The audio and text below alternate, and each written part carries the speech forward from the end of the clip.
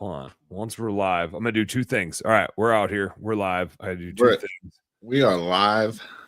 So this is going to be different for both of us because we're streaming on both each other's. We're everywhere. Yeah, we're going to try it. We'll see if it works or not. Let's see.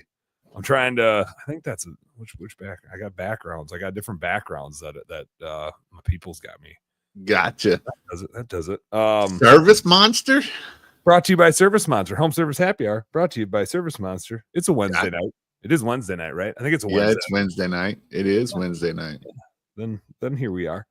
Let me. I'm getting on the Facebook feed of it. I got to make that public so that the folks can share it. Now you can share it, Jason. Yeah, I'm working on it now. We're out there. We're doing it. How the hell you been, man? I feel like we've been talking about doing an episode for like 2 years and we just haven't gotten it done. Now here we are. I am doing awesome. I am coming off of Christmas lights, so we are almost at the home stretch of selling those, and hell yeah, just excited. I've had a great year. I know a lot of people had a great year. I've had people message me and thanking me and showing me their numbers, and it's exciting to see what people are have done this past year. I've focused a lot on Christmas lights this year, and I love Christmas lights. Pressure washing is kind of what I started for, but I really love Christmas lights at the end of it. It's more fun, it's just more fun. Patrick chiming in says, "Hey Jason, just started Christmas lights this year. Did everything you say. Yard signs do work. $8 plus a foot is out there. Loving it. Thank you so much." And it's just fun, man. It's just fun. Fun game. It is fun. And I think that, in watching people, I've actually grown my group too. So I have a Facebook group that has over 30,000 people in the Christmas lights alone. And that I never knew how stressful it could be to run a Facebook group. And not let it go off the wheels. I was talking to a good friend of mine last night, and he was like, most of these Facebook groups start out good, and then they end up getting, all spammy and everything. And me and my wife spend probably 40 to 60 hours a week in there just deleting and kicking people out. Yeah, it does. It gets abused so fast, and it's hard. Like I have a Facebook group, and I just don't give it enough attention. Like it needs attention. It needs good content. It needs people policing it. And it's damn near a full-time job. Like it is a lot. And I've been called every name in the book, that's the best part of it. And somebody sent me a message today that they're calling me the Nazi of whatever. And it's just like, really? That's what it is. That's how this is going. They're just sitting behind a keyboard somewhere, just telling themselves the story, getting all pissed off. You got your feelings hurt because I kicked you out. Sorry. Yep.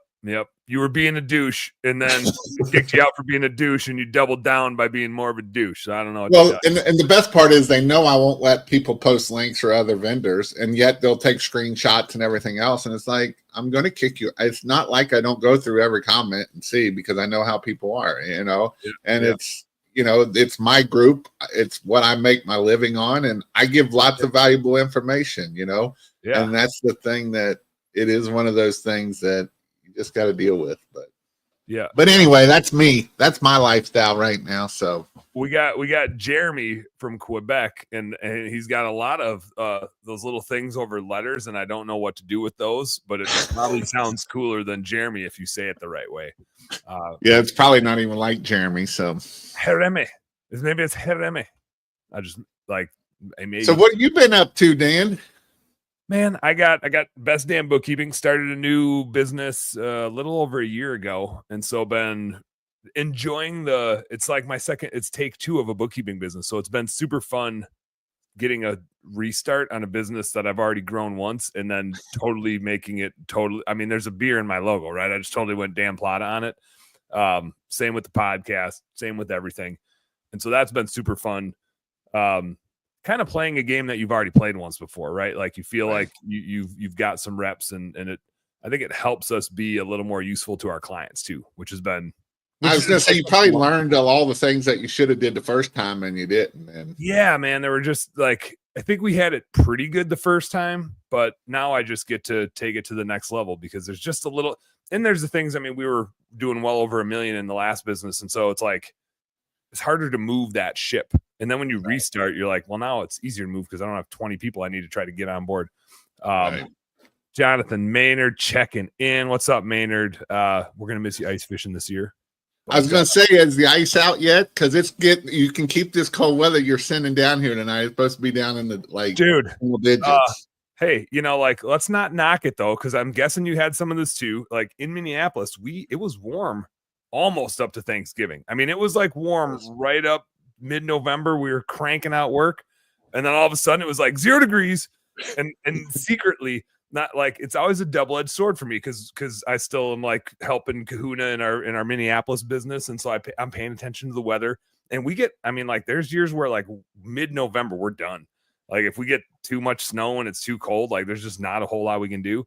But it's perfect if it stays warm enough, like through Thanksgiving, and then now we're done. It's like 0 degrees every day. It's actually 9 degrees out right now with like 30-mile-an-hour winds. It is awful outside. Listen to Hefner down there. He's like it's 60 degrees and they're free. They got their winter coats on. So look at this. He even had his math wrong. He said he miscalculated in November. He thought he did 50K. It was actually 60K. That's awesome. You know what's awesome about Hefner is he's freaking part-time and able to hit $60,000 because he has a full-time firefighting job that works 56 hours a week. He don't work weekends. That's amazing. He's got to figure it out. Ian in Georgetown, Texas said, going to do 100 houses 2025. We'll hold you to it.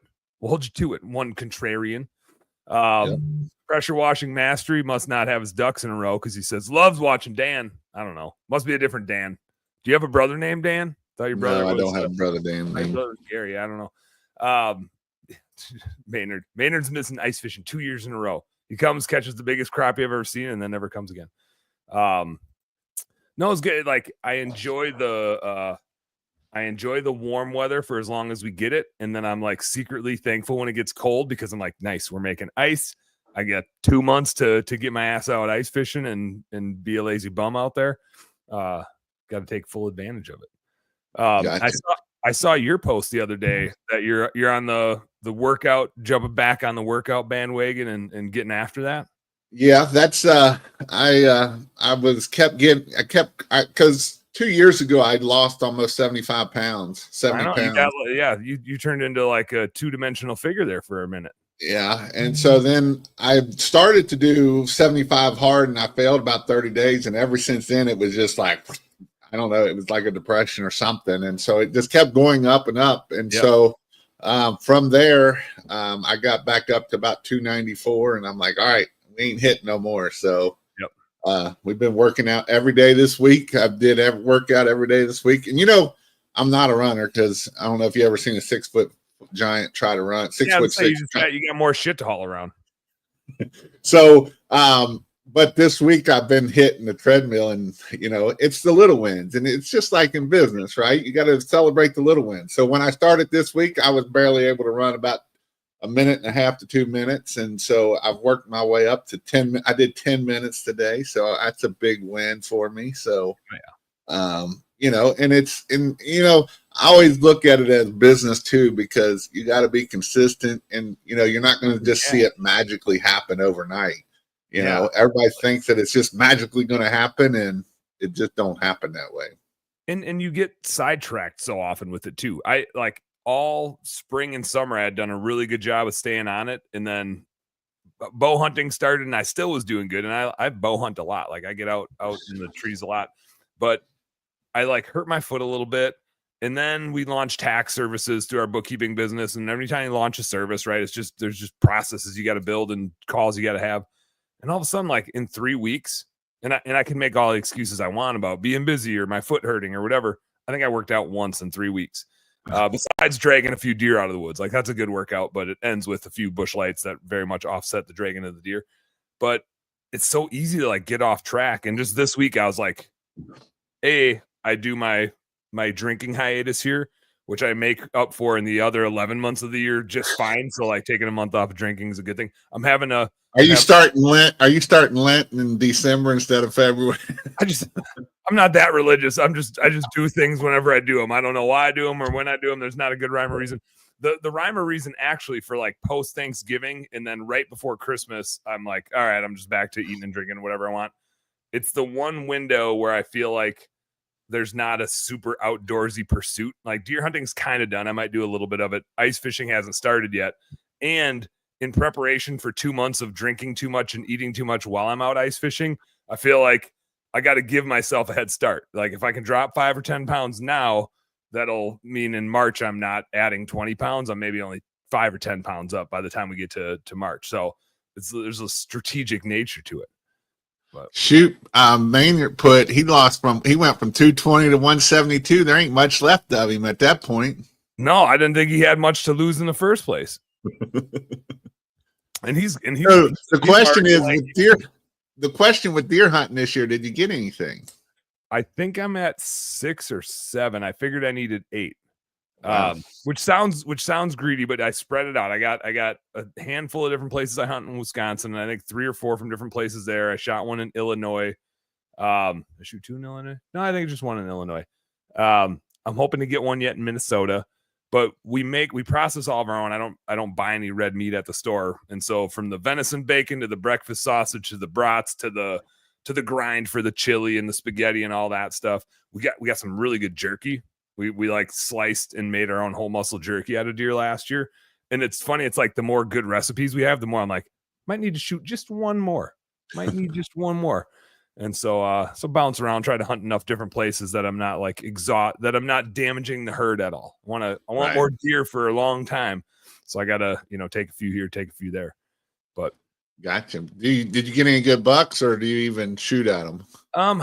I usually pass up anything that's like a 3.5-year-old or younger.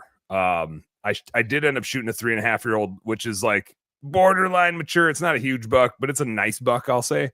I shot one in Illinois on like the 3rd to last day. Just hadn't been seeing as much as I was hoping. And I was kind of like, well, here he is. And he looks big enough. And so I smacked that one. But otherwise, it's been mostly does and yearlings so far. But season's not over. I'm heading out tomorrow morning to go do some muzzleloader hunting with my dad and then probably hit the woods this weekend with my buddy Ben. So 1 or 2 more left. And I did have to buy my 4th freezer just the other day. Because 3 of them are full and we haven't even mixed it with pork yet when we start making like bacon and stuff. So I'm gonna need some more room. Had to increase my assets, put some stuff on the balance sheet, Yeah. But, yeah, man. And I do like having a lot of venison too, because it's just lean as hell. And so it's like you never really feel there's no fat on it. And I butchered all myself, so I know what is going into it. It's just straight up muscles. It's good stuff. It's good stuff. Hit the hot tub. Yeah, Maynard's getting in the hot tub. I'm surprised he's not hitting the ice bath. That's all the rage. I had JC and Angela on the show earlier today, and we were talking about hitting the ice bath, and I was like, I'm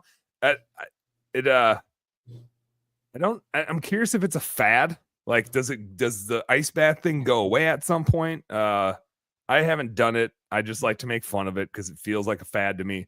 But you can't knock it if you haven't tried it, type of thing, right? But I'm just curious, is it going to be the next shake weight? Is that what it is? Just going to go away? How long did you do the shake weight? Just for the one day that we were all watching that SNL skit where they made fun of it. Yeah. I mean, there's a lot of people that do it, like a lot. I mean, and they show the health benefits for sure. So yeah. Have you done it? No, I have not done it. Not cool. Jeremy Main, we were supposed to do it when I was up there with Jeremy Main, but we were too busy, never got to it. So we just went out on the lake instead. The classic excuse, too busy. I mean, the lake was beautiful with the sunset and everything. So it sounds like, in my opinion, you chose the right alternative as far as you chose the right. I mean, cigars and the sunset was pretty awesome. That and I think this is a fair objective judgment. That's as good for your health and your soul and your well-being as anything. Like you can't beat that. So Cold plunge, yeah, it's fine, but you can cold plunge whenever. You can't catch the right time of sunset on the right lake with the right view and the right temperature and the right wind with the right cigar with the right people. That's harder to come by. Yep. So business this year, you're happy. I mean, you're at the end of holiday light season here, so you're probably super happy that that's slowing down a little bit. Do you still go and hang any lights, or have a business that goes and hangs lights, or do you just coach other businesses now? Just the coaching. I do some with DJ. DJ is my best friend, and I still go out. Like, I'm gonna go out on Friday and hang some with him. And we went out. We went out a couple times. I mostly do it so I can get video. So that I can get the video content for me to be able to put up and do that. So that's kind of where I'm at with it. But we have started to do a little bit on the permanent lighting, but I don't know how that's gonna. I know everybody wants Govee, but screw Govee. Other than they got amazing marketing because everybody wants it. It's $200 at Walmart. So yeah. Do you find, are you like living vicariously a little bit through all the people that you coach and help out? Because I mean, clearly, like, you carry the same excitement of their business as they do. Are you like, you're all smiles about it? I definitely like Jason, right? He's always messaging me, and I'm sure he's messaging you too. So, but Jason and a lot of Jeremy Main, a bunch of different. I mean, I probably got 20 or 30 people that I get to live through and see their wins. And, that's the exciting thing. I've got a guy that started Christmas lights, never been in business at all. And last year he hit $179,000 with him and one other helper. And this year he's going to do probably over $500,000 with just basically 1.5 crews. And it's just crazy, and he wasn't a business owner at all before that. And so it's just neat to be able to see and help people and coach people that will listen and, do the things that I tell them to do. And it's just neat to watch it. And, when you're in the business, a lot of times you don't get to see, you have your blinders on and you don't get to see the big picture of things. And so where I can sit on the outside of it, I can see the big picture of things. And it's neat to watch to see kind of what's working, what's not. And why isn't it working, right? Yeah. I try not to take for granted the luxury that I have, which is watching hundreds of businesses and seeing like financially who's doing what and what they're doing to do it. Because it is so fun. Like with our bookkeeping clients, I basically play CFO for them. And so being able to help them make those decisions of, is it the right time to add an admin person or rent a location or invest over here? Or, hey, it feels like I'm spending a lot on marketing. And I can be like, you ain't spending shit. Like, quit being a pansy and like invest in your business. You keep telling me. Let's talk about that a little bit, especially on the bookkeeping side of things. What is like marketing, what is a good rule? I always say 10 to 15. I always say 10% because that's hard enough to get people to spend 10%. But what do you see just overall of the people that are very successful versus the people that are struggling to get by? So one of the things that I think is always worth noting with marketing is like when you're brand new, your percentage is going to be higher because you have like people that have been at it for a while have already made those investments, right? So you might be talking to somebody that's been in business for 20 years and their marketing is 5% or less. Well, yeah, because they have a huge book of business and then they're getting driven by referrals and their brand is everywhere. Their marketing, their investment has happened. They're still getting the ROI from previous marketing. When you're brand new, it's probably closer to 15 to 20. Or are you bringing me a new one? Look at my wife even brought me a brand new, in a glass ice. I got another 0-calorie hop water. Sparkling hop water crafted with, that's too big of a word, adaptogens. That sounds like some shit they made up, Jason.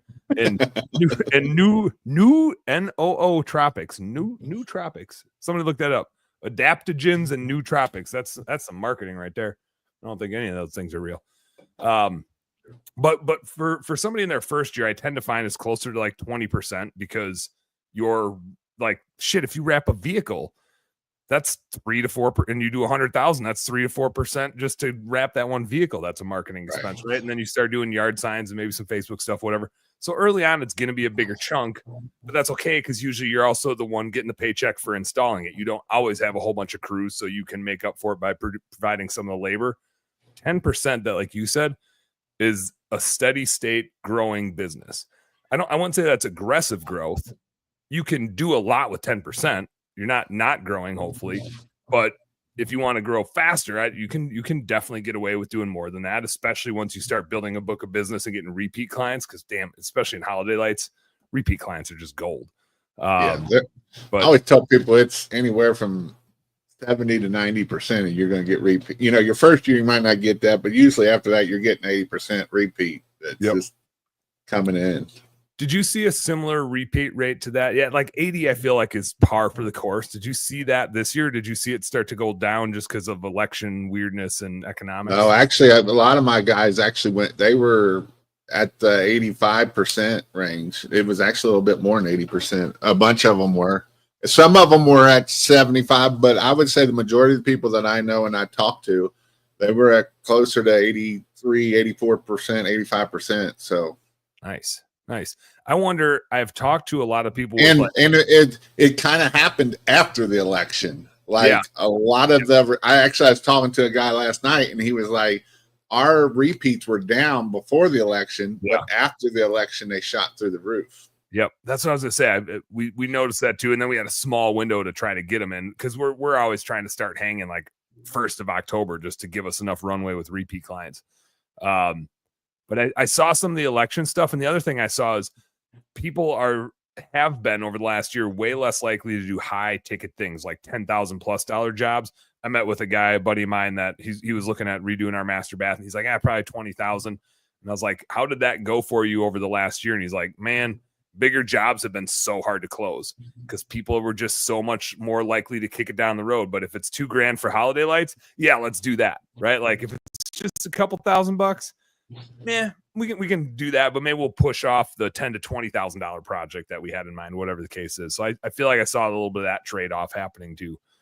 I think some of it is too the right marketing to the right customers too. I think that's a lot of it too, because that's the thing I see people success versus not is people that are trying to go for the low end people and charging $3-4 a foot and wonder why they're going out of business in this year, right? They're not even come back. So, yep. We got Pressure Washing Mastery says post-election phones started ringing off the hook. About 84% return. 84%. Good. Jeff Ford in the house. Jeff's out there watching some Top Gun in his bar right now. Jeff's on what? I think Jeff's on in 2 weeks. Jeff and my boy Zig coming on. He said he's done 3 permanent lighting jobs. Looks like that's what people are starting to want. And then he said, shout out to Jason here. 1 truck, just soft washing. And that truck is a badass Hummer. If you still got that one. As of today, I'm in the like military Hummer, not just like your Hummer from Hummer store, right? Not a oneer. Yeah. Not a wannabe. As of today, I'm at 130K since March, only marketing $250 a month on Google Local. Was told to do Google Local from Jason at the last huge convention, paid off big time. Why are you only doing $250 a month is my question, Jeff. Like, are we building this thing or what are we doing here? What are we doing? Probably because that's all the Google let him spend on it.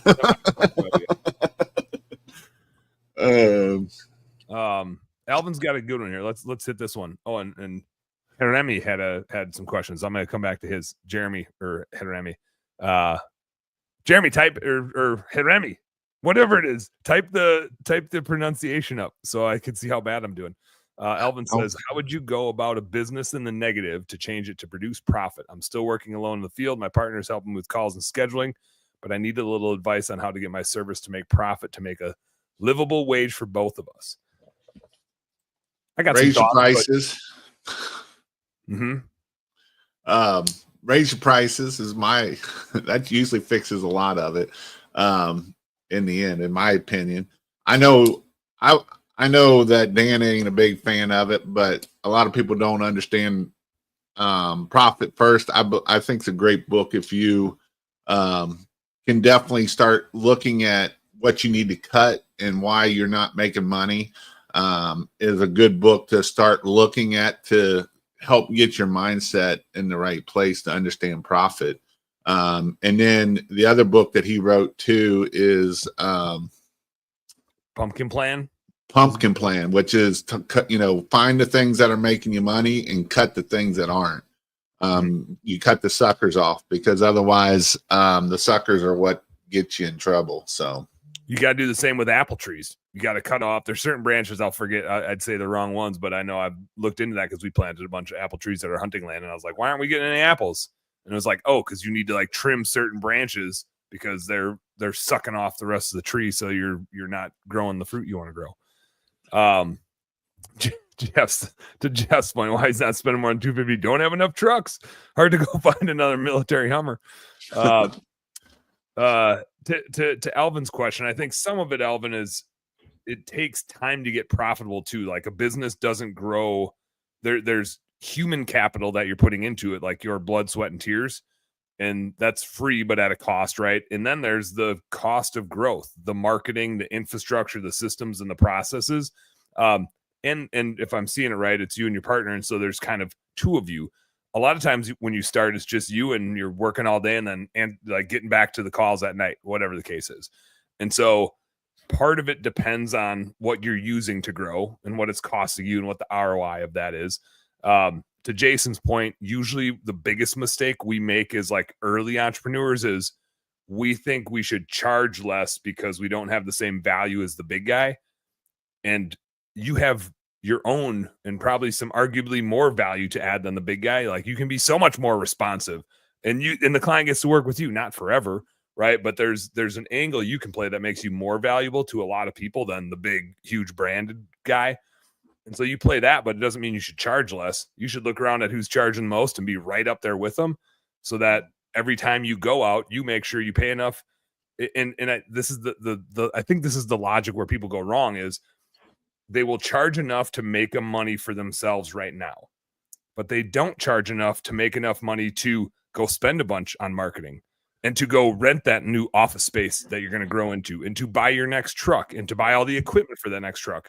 You need to be charging. And to pay your employees, pay like you have a receptionist, pay like you have a production manager, pay like you have a person that's a lead tech in that. Because when you figure that out and you figure your cost, that kind of goes right into what Dan's saying there. Yeah. Yep. Yeah. There's just so much to pay for as you scale. And a lot of new entrepreneurs don't charge enough to pay for all that because they just look at what it costs them now. And so usually they charge too little and they don't find the right way to display their value to the customer and demand the real price that the market will allow. Let me hit I saw Patrick dropped a question in here. I'm gonna come back to that one, but I got to get back to Jeremy's up here. Thoughts on getting clients on monthly plan to keep cash flow going? Maybe propose a deal where the price doesn't go up year after year after year if they sign up. I always like monthly plans because it's a bit of a set it and forget it. I prefer to spread out my cash flow. I just did this with taxes. We started doing taxes for our bookkeeping clients. Most tax people send you a huge bill every spring and it's like you don't really know what it's going to be. We're billing it monthly. It starts in November, it ends in October. It's for that year and we do stuff all year for them, bookkeeping and tax wise. But I would rather spread the revenue out, like it de-risks it for me.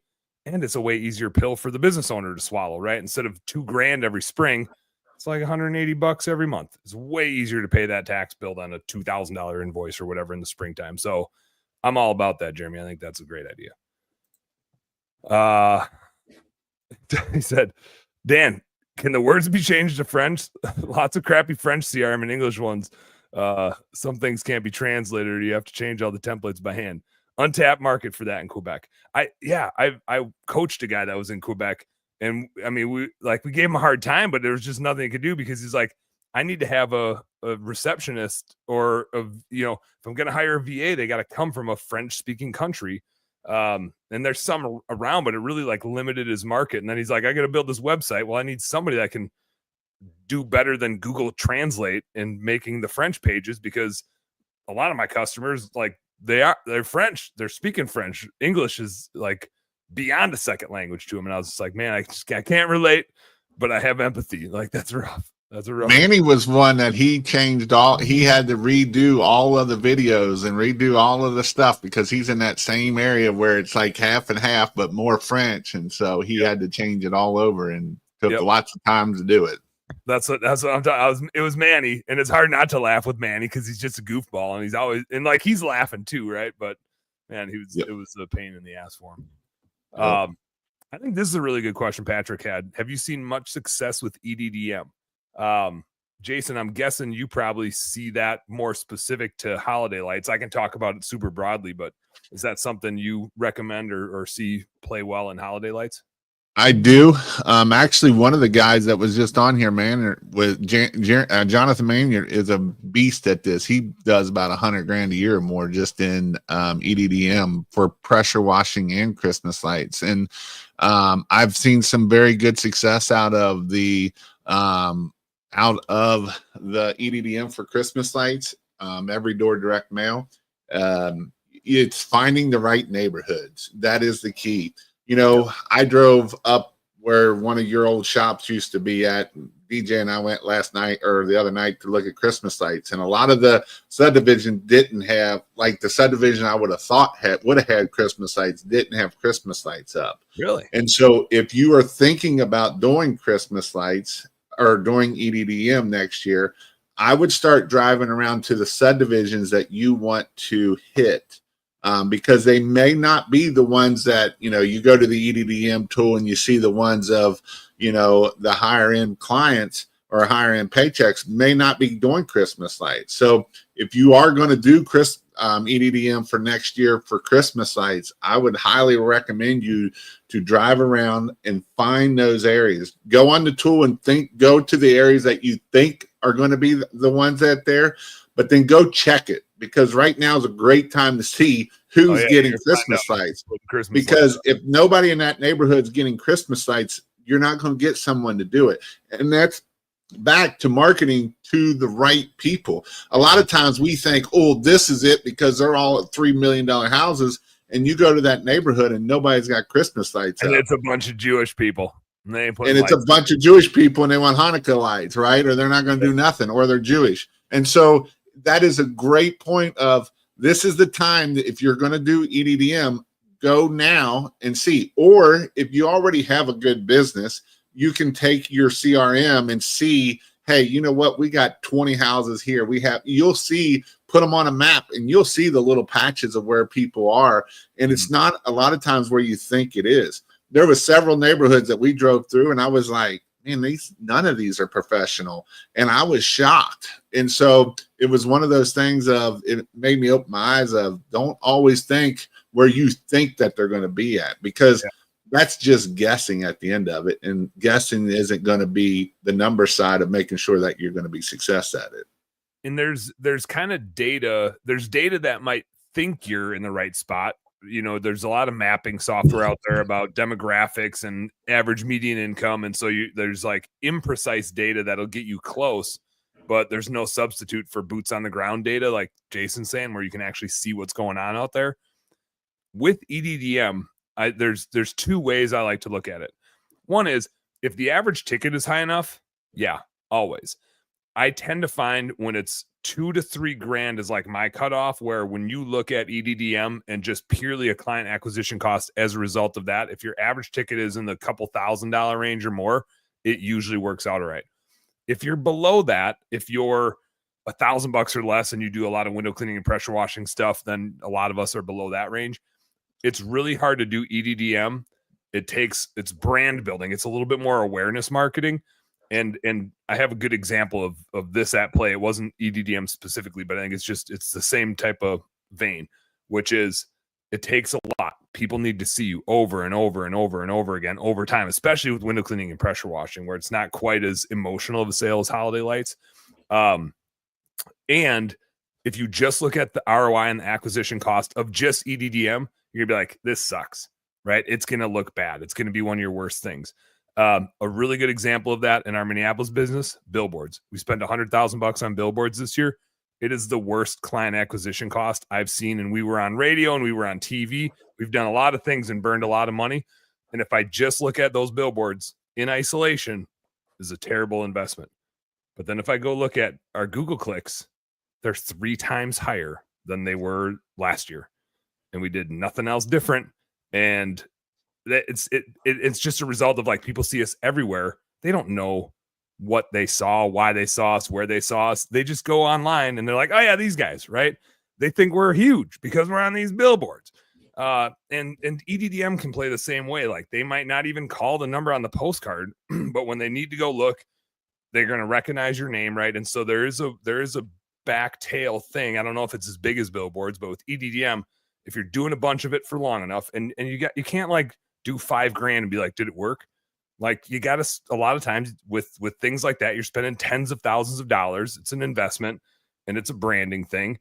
And it takes a while to pay off and get the ROI on it. And the more you can stick, like I said, we spent $100,000. The more you can stick with it and use it as a brand building thing, you get a longer tail of people just recognizing your name and your brand.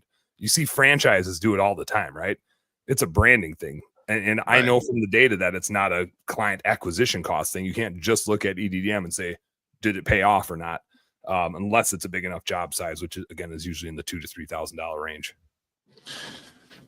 I agree. And the key to EDDM is frequency. I mean, if you're only going to send 1 or 2 out, don't even send them out. You got to send it to the same customer 4 to 5 times, and you will see the ROI on that 3rd and 4th time go through the roof versus the first time.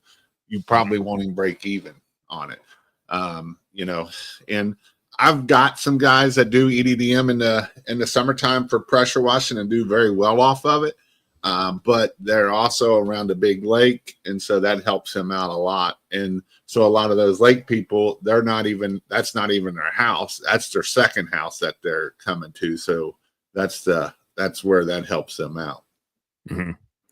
I'm gonna hit some comments here. Jeff, we're back to Elvin's question about how do you get it to be profitable? Jeff had a point. Yes, but a lot of new guys go all in. Right. That's their only income. And so you get scared, and that's what caused you to undercut prices is you're like, man, I'm not getting enough work. And again, it just takes some time. It takes some time for these things to work themselves out. And we've all been right. Some of us, but very few of us started by coming in and just buying a business. Most of us just started hustling.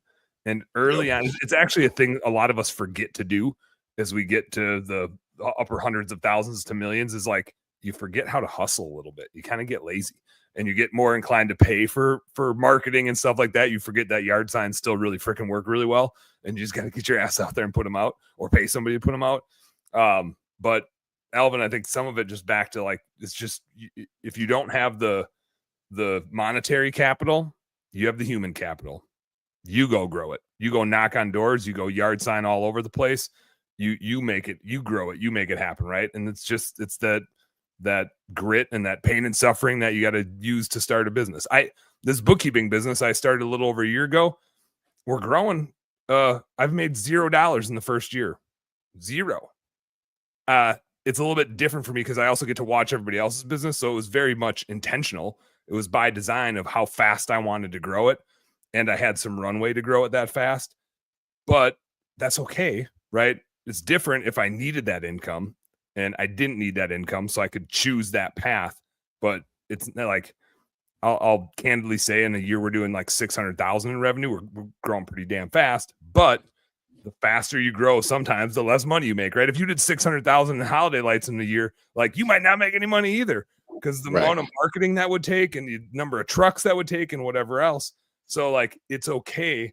Just know that I call it the purgatories of scaling. There's just times in your business where making money is a little bit harder. It doesn't mean you're doing a bad job. It just means you got to tweak a few things or just keep growing because you're making the investments to grow that business. Well, I think too, a lot of new people think that if they're busy, they're making more money. So if they do more and if they, they're afraid to raise their prices because they don't realize that they can make more money by doing less work. And they get into a mindset that I'm not doing nothing, so I got to lower my prices. I got a guy that Rick is up in New York, and he was at $150,000 and was stuck there. And so 2-3 years ago, he basically he did start up doing my training and stuff. And I told him how to do his yard signs because he did yard signs, but he did them wrong. And so he started doing his yard signs. He started raising his prices. And then last year he ended up doing he doubled the amount of money he did. He did 350,000 and did less jobs that year than the year before. And this year he's at 450,000. He's he was hoping for 600, but he still got the $450,000. And I'm like, you've come a long way and through that. And, it's a learning process. It's kind of like you restarting over. The first time you start it, you're like, how do I do this? The second time you're like, this is no big deal.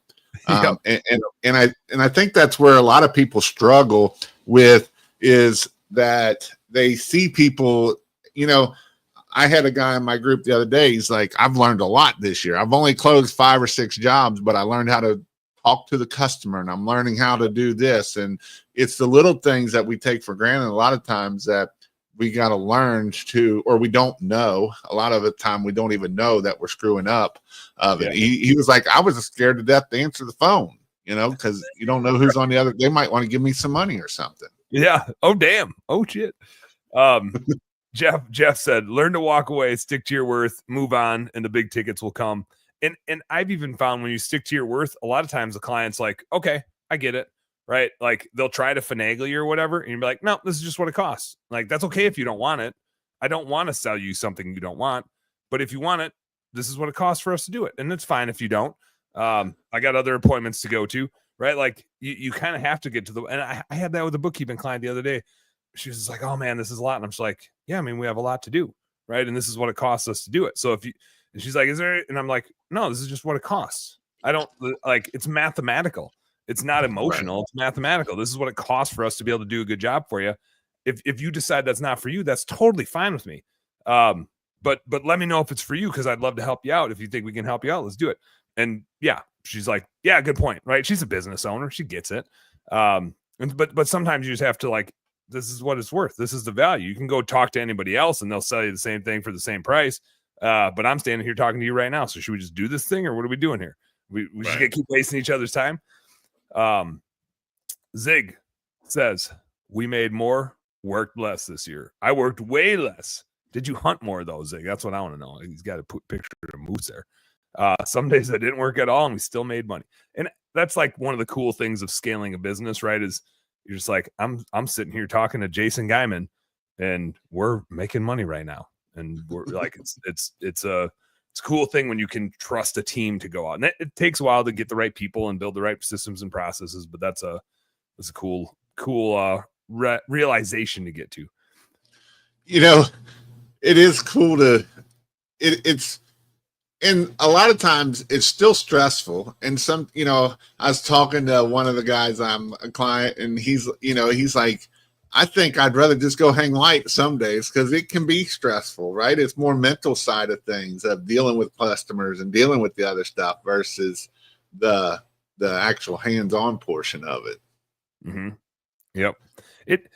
The job keeps changing and you're constantly working your way into a job you've never done before. And I think that's the hardest part, is like, oh crap, now I'm like a manager. Huh. Oh shoot, now I'm a leader and CEO and I have managers reporting to me and I need to manage managers. I don't know what the hell they need from me. It's like these weird problems that it reminds me of traveling internationally. When I was in the corporate world and initially got to start traveling internationally, I was like, this is freaking sweet. And then after a little bit, I'm just like, this kind of sucks. What have I signed myself up for? Why would I want to be gone for 2 weeks during hunting season? This is miserable. And that's a little bit like scaling a business. Is like you get to $1 million and you're like, this is freaking sweet. I have $1 million business. And then all of a sudden you're like, oh, this sucks. I got like this problem, and I've never had 8 problems all at once. Like I didn't know that. I thought there were no problems left to be solved. I thought we solved them all. Instead, now I got all my problems and 12 other people's problems. And you're like, oh shit. Well, I always tell people, if whatever you suck at when you're little, it just magnifies when you get bigger. Yeah, fix it now. What did I miss here? Back to the neighborhoods. Ben Gregory says, so true. Some neighborhoods all lit up, others are not. He's a really cool, I don't know if you know much about Benjamin or not, but he's actually one of he was my competitor back in the day so he would have been your competitor too. Yeah, I know. I had him on the show early. I think I don't remember his bookkeeping beer and BS or early on in this show. He's been on once. Yeah, he's a cool cat that's got ADD that's growing a business that's pretty awesome. That he's hitting big numbers and not even having big trucks and doing LinkedIn. He's a LinkedIn master right there. So, which is a place I neglect for no good reason other than I just don't go there. I don't know why. I should. And you could make a lot of money off of that. This should be on LinkedIn right now, and it's just not. I gotta get my ass in there.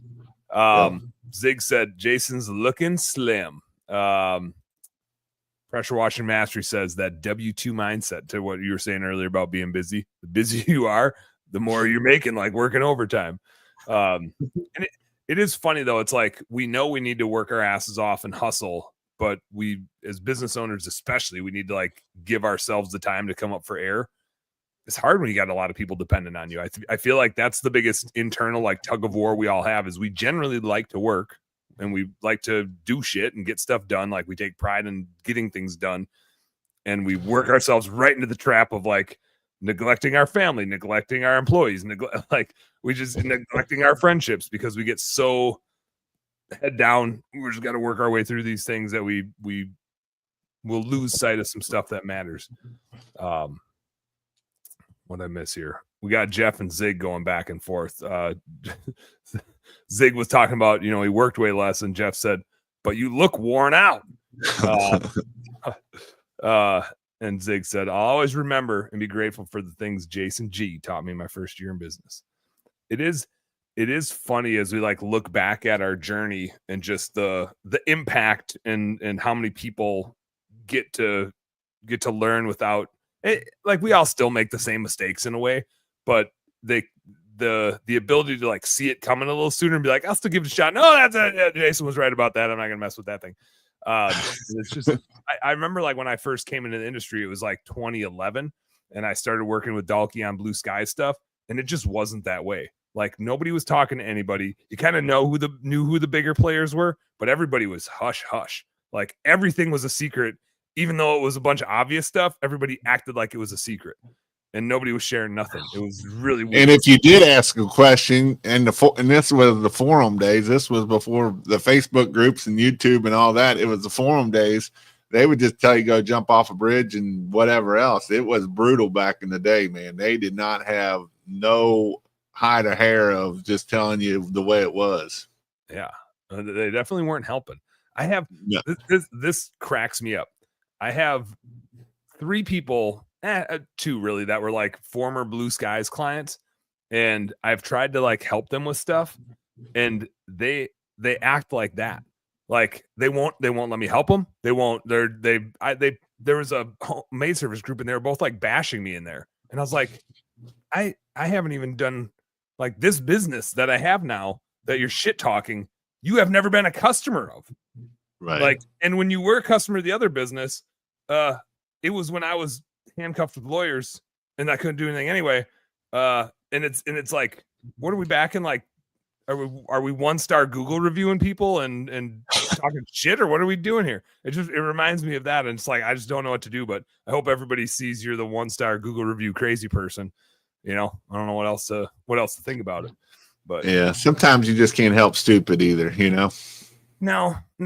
And it's weird how people just get, like you said, they do douchebaggy things, and then and you can block them. I'm like trying to help them. I offered like free help to them, and then they still won't take it because I think they feel stupid. Like, oh shit, Dan's a nice guy, and now he's trying to help me, and now I feel like and they are the idiots, right? But it's like, how do you help somebody that can't help themselves? Well, and I think sometimes you got people that just want to suck. They don't want to give. They don't want to. They want to get all they can get from you, but they don't want to, they don't want to. They're ones that will never pay anything, and they will never grow at the end of the day because they know everything. They're going to do it everywhere they know. And, but it's one of those things that you just got to move on and let it roll off. Just keep helping people. Yep. Jeff Ford says, I owe him $1. And to that, I say, I will pay you $1 and you can give me a beer in return and we'll call it even. I feel like that's a fair trade. Almost any beer, preferably a Busch Light. So Jason, what do you see going into 2025? I'll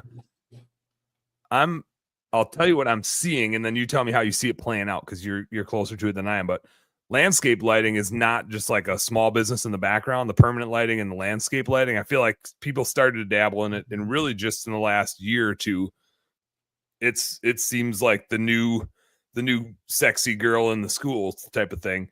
Is that a fad? Is that sticking around? Is it a perfect thing to pair with holiday lights, or is it a different business altogether? How do you see that playing out? Is it here to stay?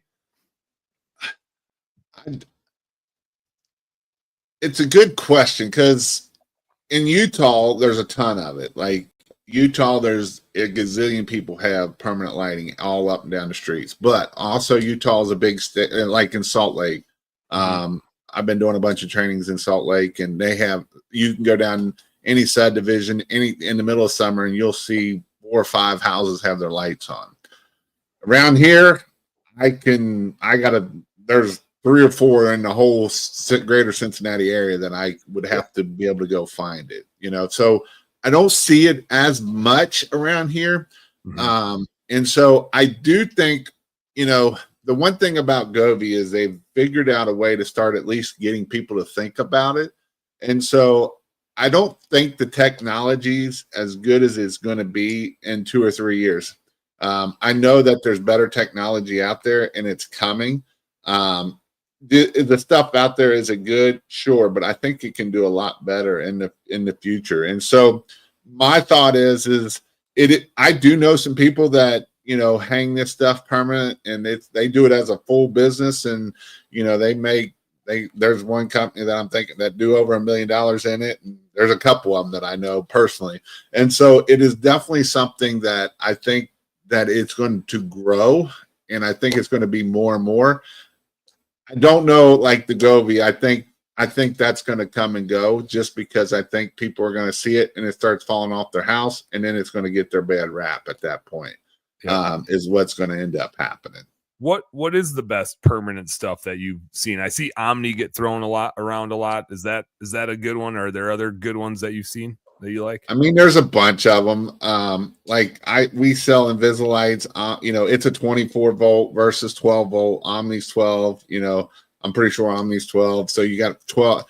Honestly, it's I think it's one of those things that you got gemstone. You got all of the you got trim light. Trim light kind of theirs is so small. It doesn't really. It does okay, but you got Everlight. It's basically who's doing the best marketing.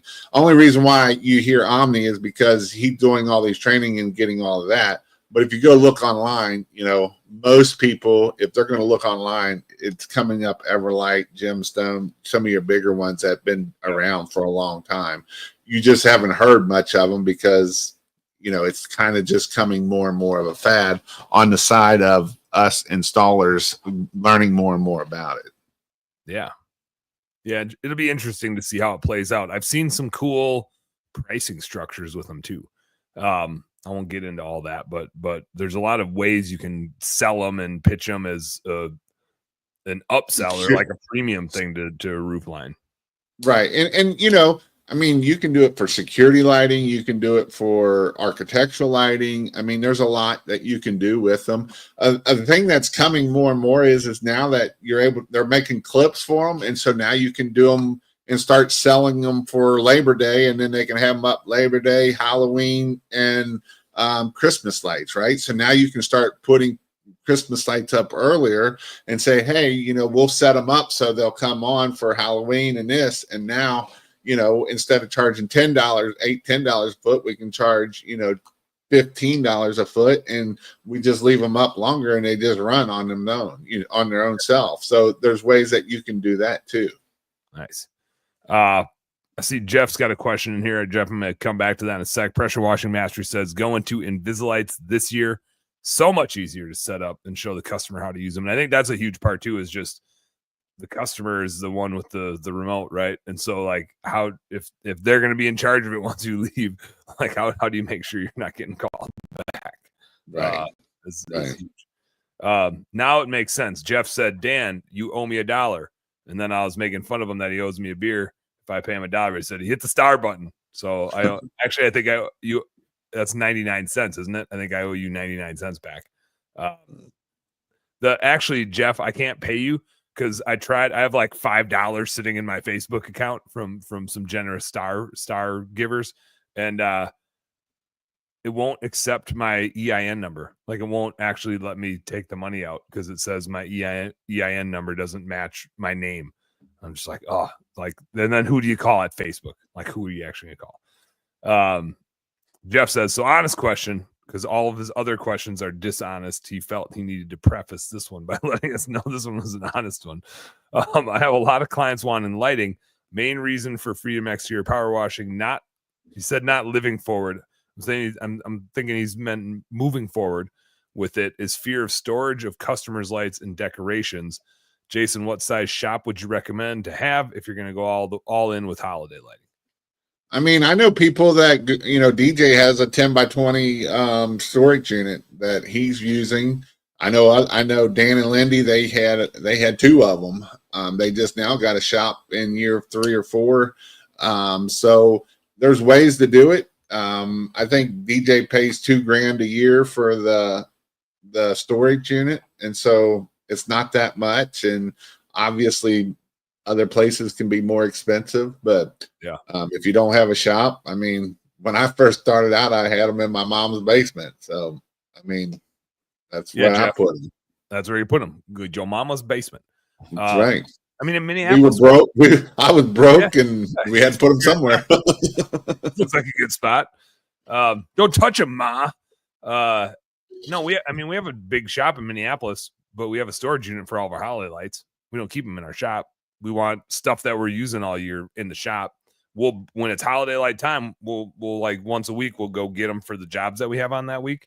And it's just an organizational thing, right? As long as you can keep them organized or alphabetized or whatever and put away clean, they're easy to get back out. We rent a storage unit. I think it's $1,000 a year. And that's I know some people do the containers. The containers work well because I know one guy was afraid that he does a couple thousand people's houses, and he's like, that's a lot of inventory. If it ever caught on fire, I would lose everything at that point. So he's actually got them in a couple different containers, so that way it kind of keeps them separated. It's an interesting point. Zig says, every year I say I'm going to push the lights big time, and every year deer season opens up and sucks all the motivation out of my sales, and I don't do it. LOL. I think that's pretty fair. Is a deer hunting nut? I think that's pretty fair. That's why I got back into bookkeeping and focus on that. Is there's no conflict with deer hunting, and actually it's like the slowest time of year for me as a bookkeeper. I could be just gone all late October, early November, off doing whatever, and nobody would even notice, except for as long as you're back by December. And now is when people are like, oh shit, we got stuff to do. Jai is checking in. Jai, I missed you today, man. I played like 2 songs on the show. I did switch the background. Jai is my producer. As you can see, the backgrounds are laid out nicely. I remembered where to click buttons and do that. So good to hear from you, Jai. Hope you're feeling better. Jason, what on that, like, landscape lighting versus permanent lighting versus Christmas lights, do you feel like it's all like it pairs well as a business? Like there's good continuity in that offering, like it's a seamless thing to add on to your business? Or do you find I think that you could do a Christmas light business all by itself by doing the permanent lighting in the off season, and then Christmas lights, obviously the biggest time for permanent lighting is during the Christmas light season. That's when people will see it and want it. But there's ways that you can sell it so that way you can come back in the spring and put it back up that way. I think that you're going to start seeing more and more Christmas light businesses do permanent light so they can do that all year long. I see a lot of the pressure washers, they kind of get tired of it, or, they're not making as much money in pressure washing as they can in Christmas lights. So, Yep. it ends up being like a switcheroo. They get into Christmas lights because they're like, oh, we just need to extend our season a little bit. And then eventually they're like, man, we got to stop doing this pressure washing. It's really encroaching on our holiday light season. Because we're making a lot more money on holiday. I know people that's all they do is holiday light season. They don't even do none of the rest of the season. They make $500,000 or $1 million a year and they don't literally do nothing else the rest of the year. So they better get into ice fishing. That's what ice fishing is. The season ends, get your ass out there ice fishing. One of the challenges that I run into a lot and here talked about a lot is just like the scaling up and the labor force for holiday lights. And so when I see people get into permanent or landscape lighting for the rest of the year, a lot of times the rationale is I need something to do to keep my guys, right? What do you see as mechanisms to keep those crews and try to bring them back? And or I'll just say and not or how do you staff up enough in the fall to do 100 or $1 million worth of holiday lights and it's hard. So like the one guy I know, he has a roofer dude, and then he helps him do the Christmas lights. So that's and then he on the off season he goes back to doing the roofing side of things. So if you can find people like that, his name's Pedro. So, if you can find people like that can help, want to come and help you do it. And I mean, that's kind of where you're at. That, and that's hard no matter what you're dealing with, is trying to figure out the staffing issue. But if you work it, you can find people. It's just a matter of you got to be, it's kind of like, as your buddy says, you got to, like you do marketing, you got to do it with hiring. You just got to always be doing it and looking for the right people. You're talking about the ABCs, always be recruiting. Always be recruiting. You got to, because otherwise, and last year he called me. He's like, man, my guy quit. He was stealing on me. And I was like, and he's like, I don't know what I'm going to do. He's scared to death of roofs. And so, he's like, I'm like, well, it looks like you need to go put your ad out on Facebook and on Craigslist. So this was Saturday night. By Monday, he's like, I found the person. I'm like, see how easy that was? You just got to go out there and do it. Just scared of it. Just scared of the unknown. I know when Sean at Hired Lead Chill talks a lot about he a lot of people use them just for staffing up for holiday lights. And one of the I don't want to like give away all the secrets, but one of the big things, and almost works in every market, is Craigslist, which we don't recruit from most of the rest of the year, but Craigslist gigs. And he posts it as a gig, and he'll post it as like a, hey, do this gig for a couple months and make 10 grand. Right. And so he doesn't post an hourly rate. He doesn't post a whatever. He shows like, here's how much you can make over the course of the season. And so it's a bigger number. It's more attractive. And then your marketing, just like when we talked about EDDM, like if you just go blast a bunch of Indeed ads or whatever, you're competing with holiday seasonality. This is a tough time of year to recruit. Just in general, it's a tough time of year to recruit because people don't like to switch jobs going into the holidays. And so you really are looking for people that are in between jobs and literally looking for a gig. And so Craigslist gigs actually works really well because that's where people looking for a gig go to look for stuff, is on the gigs page. So he's had a lot of luck doing that. Jeff Ward's got a good one here. Says, all right, let's say $500,000 a year in holiday lighting. Is that from October to December? And how many trucks and employees are you running to get figures like that? I'll say it's probably from October to November, like October to right now, basically December 4th, 5th. That's when it dies down. And then January, the month of January, you're in takedown. So, and the guy I know did it in about 1.5 trucks. He had 2 trucks for a little bit, but now he's down to pretty much 1 truck and able to get to it. So 2 trucks, 2 guys a truck, 3 guys a truck, 2 guys per truck. Yeah. So. And Jeff, one of the other things I'd say is like a brand new job takes a little bit longer. You're screwing in more bulbs, you're organizing more shit. There's just more handling of it and cutting and laying it out. But if you take it down well, right, and it's organized and labeled and you have a system for takedowns, which there's a lot of ways to do it, and I'm sure Jason's got an awesome way to do it. But if you take it down well, that shit can go up fast the next year, like twice as fast as year one. And so part of it is just getting more and more repeats because that helps your production rate speed up a bunch. And there's some people that start in like, I know some people that start September 1st to get these lights up. So, you know, it's one of those things when you got so many lights to get up, you got to get them up any which way you can. So we haven't gotten big enough to the point where we started doing it in September, but we talk about it every year because September is a slower month for us. Usually the leaves aren't falling yet. People aren't quite in fall cleanup mode in the Twin Cities. And man, we could pull 50 grand of revenue into September pretty easily by just hanging roof lights. Like just, it's the perfect time to go hang them, right? There might be a thing you have to go back and touch up here or there. You don't need to turn them on. You don't put up any green stuff, right? But it's the perfect time to get out there. We had a steady stream of calls a day and sold 35,000 in the last 2 days. That's what you get this time of year because the people calling now are like, what's it going to cost? When can you get out here? Okay, let's go. I mean, they're either like, hang up, nope, I'm not willing to pay that for lights, or they're like, man, I got little kids and I ain't going to get to it. Like, I thought I was going to get to it, but I'm not. How soon can you get out here and how many thousands is it going to be? Have you had Paul Gardner on as a guest? I don't think I have. He'd be a good one for you. He's an awesome dude that he's in the sign business, the sign business. Yeah. Let's do it, Paul.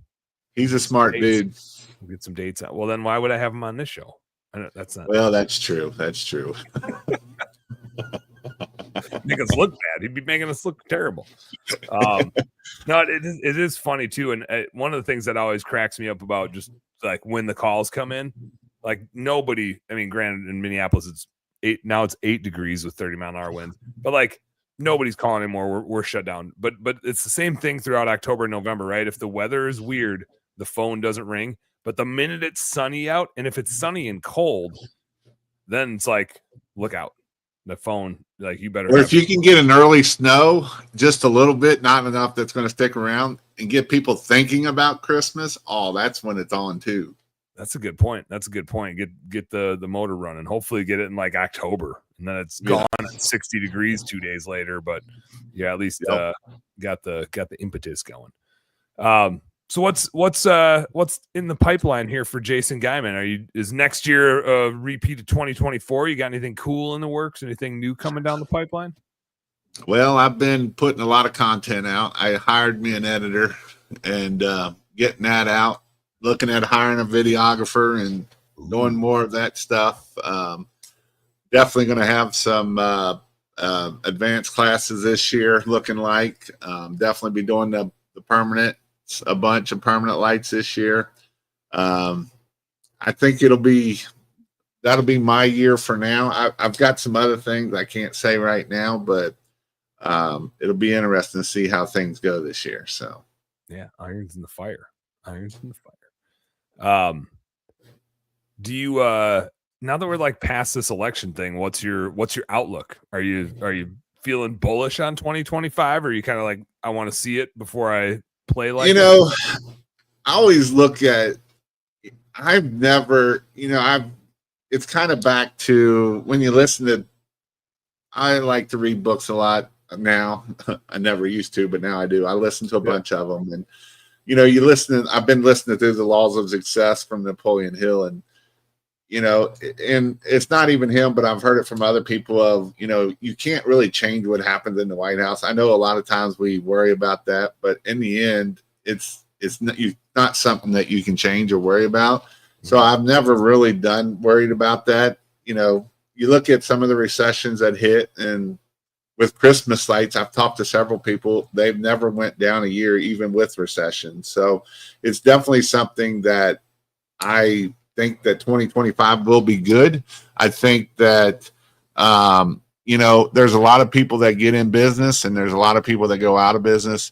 I always hear a lot of times about people and worrying about competition and, and or competitors and that. And like I tell people, why worry about your competitors? Worry about yourself and focus on yourself. And that's what I've been doing. Do I have competitors in this space? Sure, I do.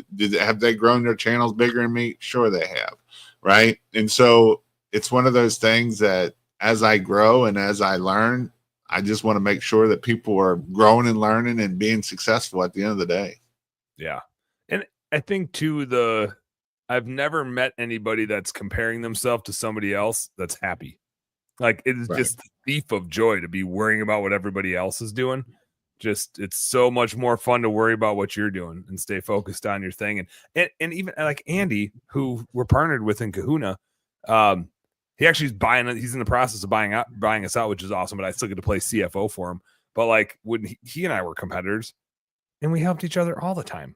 Like even if you have competitors, those are people that are living the same life as you and they get what you're going through. And when they're the right type of people, like you get to make the pie bigger with them. You don't have to be at odds with them. They end up being a business partner of yours if they're a really good dude. And so I think there's more opportunity there than a lot of people give credit to.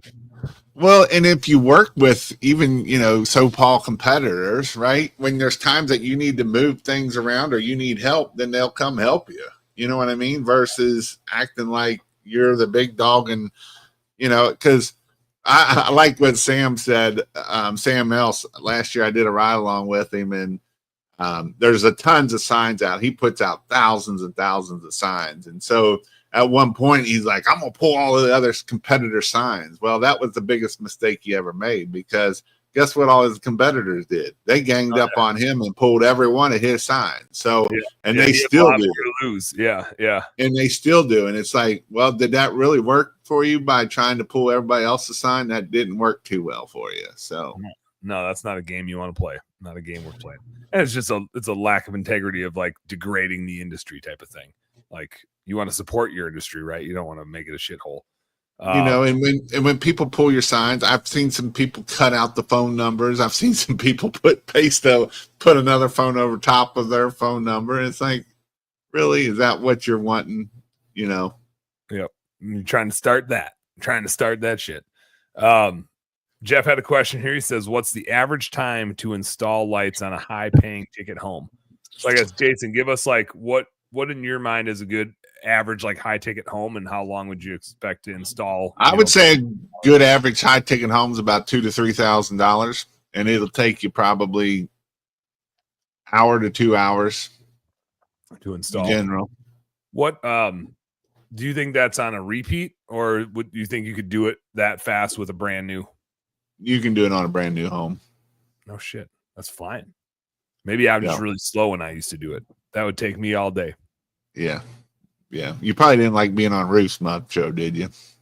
No, my wife would just be mad if I was out there walking around on roofs. Yeah. But I didn't have the cougar paws and like all the stuff that. Yeah, we didn't have all that stuff back in the day.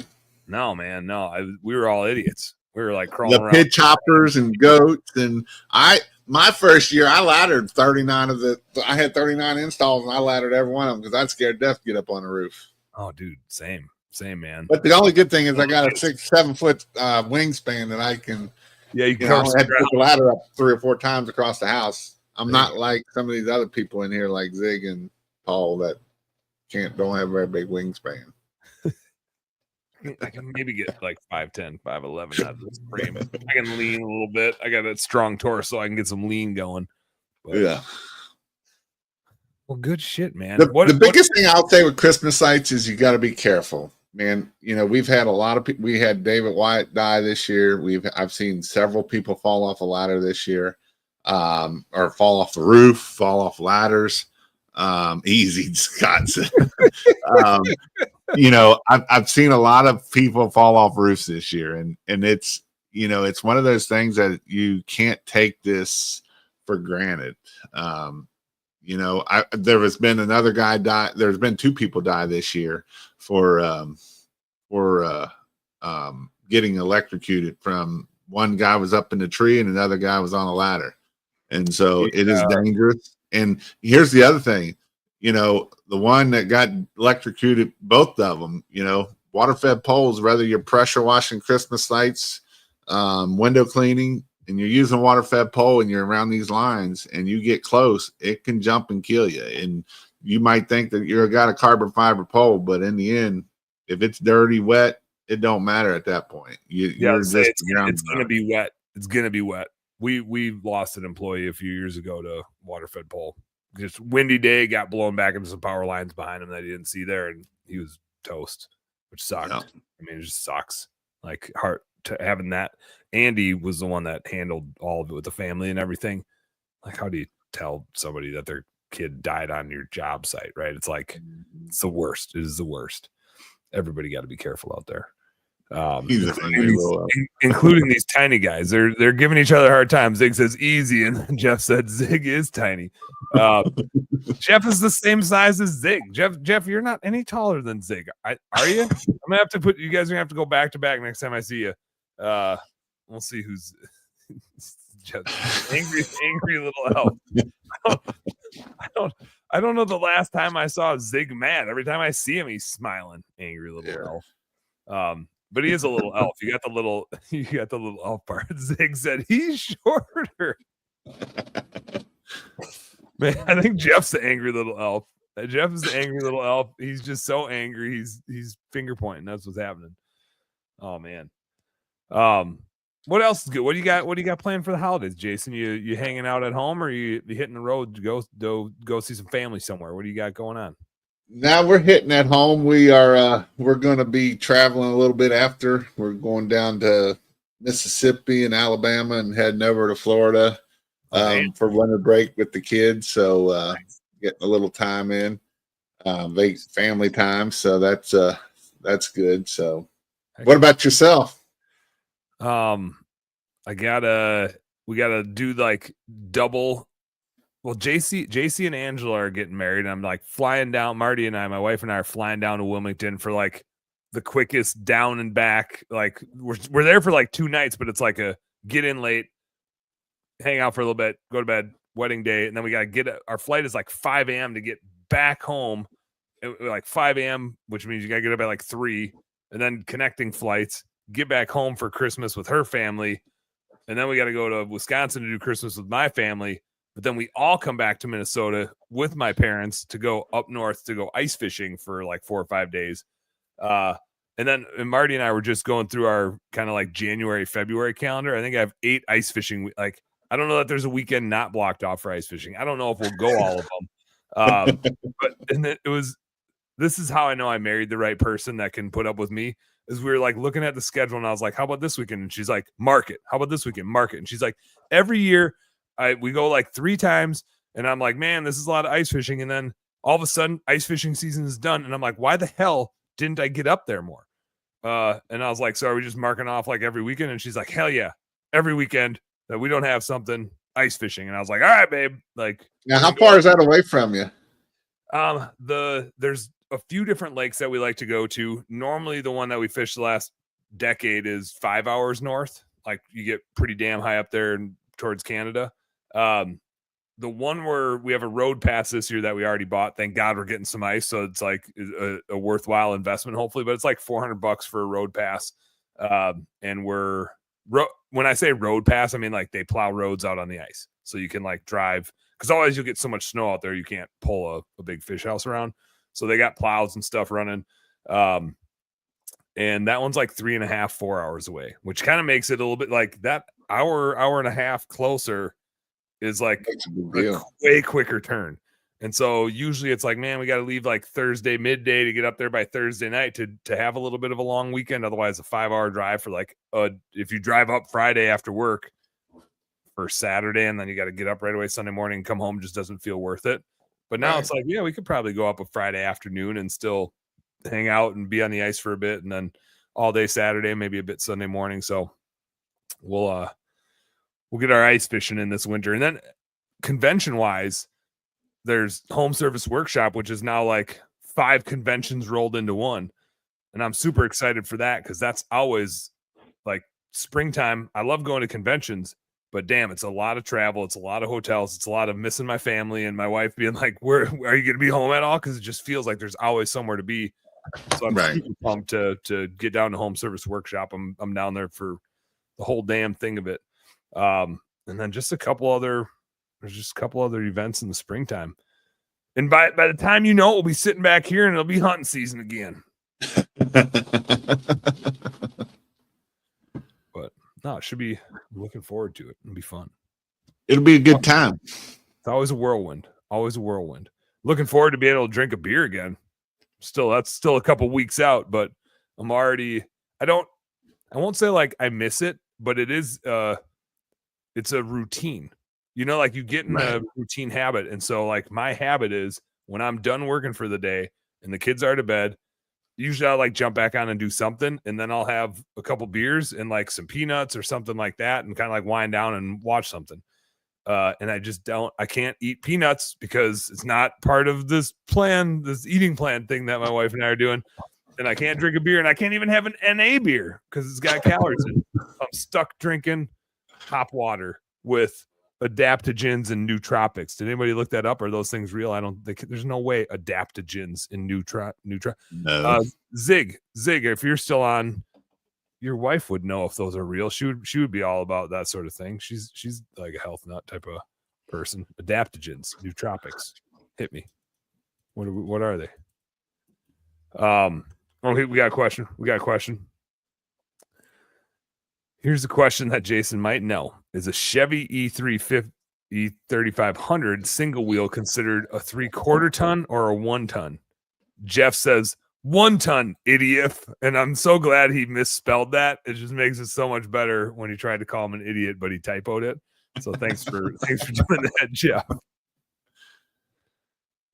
Yeah, it is considered a 1 ton. It's because it would have the 1 ton axle in it, but the GVW is probably under 10,000 pounds, which is good because then you don't have to, if you do have to, you don't have to worry about DOT inspections at that point.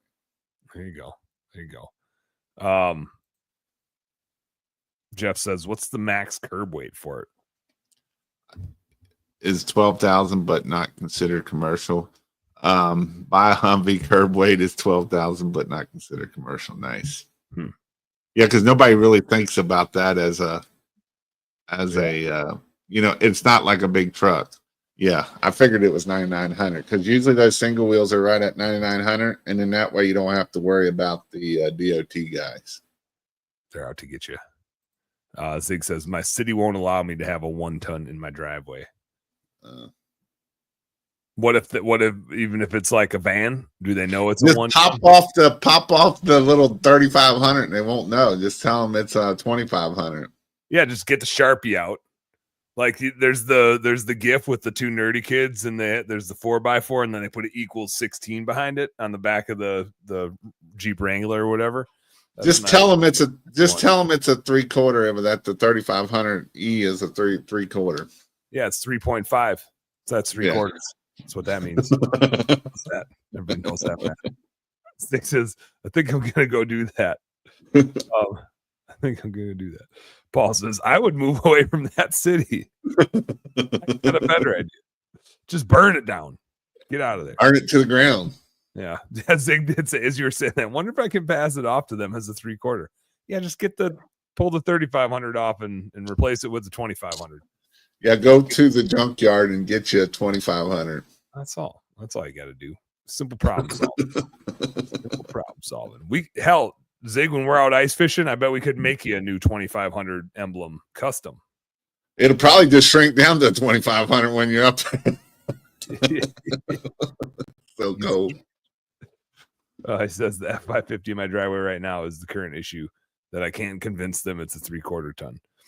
I can understand that. That one would be a little tougher. That one might be that's a little bit harder. Yeah. Those vans don't look as beefy as those 5,500s. No. Jeff says it's a Karen that doesn't like looking at your van down by the river. That's what it is. That's who's calling.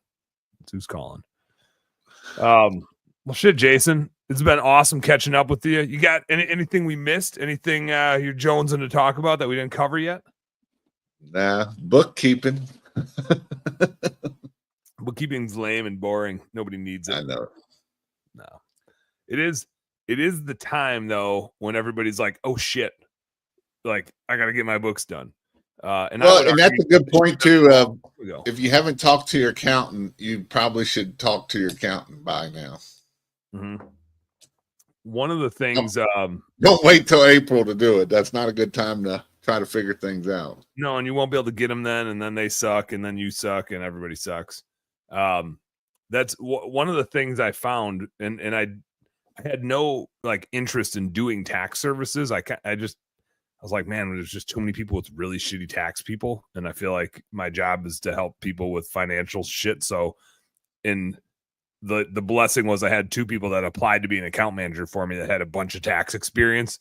And I was like, I recruit so far. I recruit like a year in advance for account managers. It probably annoys the hell out of them, but like, hey, I'm recruiting you now. I'm not going to hire you for a year. I got a long pipeline of like, we only are going to hire the best people. So you're in a pool of a bunch of other awesome people.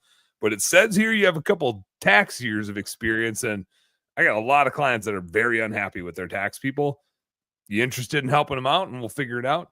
So I ended up launching a tax service, and it's just so funny. It reminds me of I don't know if it's this way as much anymore, but like when we first got into window cleaning, our biggest differentiator was that we answered the phone. Right? It was like that was who we were competing with. And it's still a thing. It's still a thing. People still don't answer their phone. Yeah. But I think a lot of us are getting better at it. We're getting there. Oh yeah. Look at this. I have this magic thing that just keeps happening where more of these hop waters come in and there's no calories. I can just I'm gonna have to pee so much. You'll be up all night peeing. What is in here? Carbonated water, Cascade hops, decaffeinated black tea, citra hops, citric acid. Literally, like this label is just nothing. It's just a bunch of zeros. That's crazy. It's empty. It's full, but it's empty. But I feel like it's that way with taxes, which is we're going to meet with our clients quarterly and talk to them. Right. And we're only doing it for bookkeeping clients. So we're not going to deal with any disastrous books because they're going to be the books that we're keeping. So that's going to make it a lot easier because we're just not going to have the totally screwed up stuff. And if somebody comes like, hey, I need tax help. And I'll be like, well, here's my link for a bookkeeping demo. And to what we were talking about earlier, like know who your customers are. If you got shitty books, you don't get to be a tax client. Like we got to get your books cleaned up. That's the work. Like the bookkeeping is the work. The tax stuff is easy if the books are clean. But it does feel so funny. It's like we're just competing with people that don't answer their phones. That's the majority of the CPAs. You can't get a hold of them. They don't shoot you straight. They talk over your head, and then they send you a huge invoice in the spring. And I'm like, I feel like we can play this game. Like I think if we bill monthly and take away that point and talk to our clients on a regular basis, I think we can do this thing. A good CPA will either make or break you. Mm-hmm. Mm-hmm. It's like Google. There's the black hat, there's white hat, and there's gray hat. Yeah. So watch out for the blue hats. A good CPA can save you thousands of dollars. A bad CPA can make you go to jail. That's true. Or they can make themselves go to jail. Jeff Ward says, my accountant is at its last year. I like that you said my accountant is at its last year. Like it's not even a human. It's at its last year. Dan for next year. Long story. We'll talk about it in a couple weeks when you're on the show, Jeff. It is funny though. Like I have a CPA that I've used the last few years. Obviously, I'm going to use us going forward. But it's like I'm just never happy. I feel like the communication always sucks. I'm an accountant and he talks over my head. He just says a bunch of stuff to confuse me. And then I email him 2 weeks later. And then it's like, we just do this back and forth thing. There's just no consistency. There's no follow-up. I'm still waiting on an email back from him about something I sent him 2 weeks ago today. It's like, we have a 24-hour communication policy. If somebody sends us an email, we got to turn around in 24 hours. Even if it's just to say, hey, got it.